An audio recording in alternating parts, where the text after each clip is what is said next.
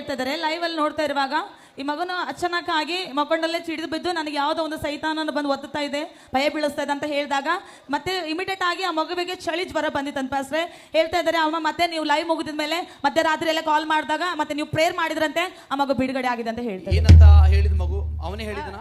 ಇಲ್ರಿ ಹ್ಞೂ ರೀ ನಂಗೆ ಏನೋ ಅನ್ಸ್ಲತ್ತದ ಮಮ್ಮಿ ನನಗೆ ಏನೋ ಅನ್ಸ್ಲತ್ತದ ಅಂದ್ರೆ ಮಲ್ಕೊಂದಿನ ರೀ ಸಣ್ಣಗ್ಯಾರಕ್ಕೆ ನಿಮ್ಮ ಪ್ರೇಯರ್ ನೋಡಿನಾಗ ಮುಗಿದಿನಾಗ ಮಲ್ಕೊಂಡನಂತೆ ಮಲ್ಕೊಂಬರಂಬಕ್ಕೆ ಮತ್ತೆ ಎದ್ದಿ ಚಿಡಿ ಬೀಳತ್ತನು ನನಗೆ ಏನೋ ಅನ್ಸ್ಲತ್ತದ ನನಗೆ ಏನೋ ಅನ್ಸ್ಲತ್ತನು ಅಂತೇಳಿ ಎದ್ದೆ ಕುಂತಿರಿ ಫಸ್ಟ್ ಸರ್.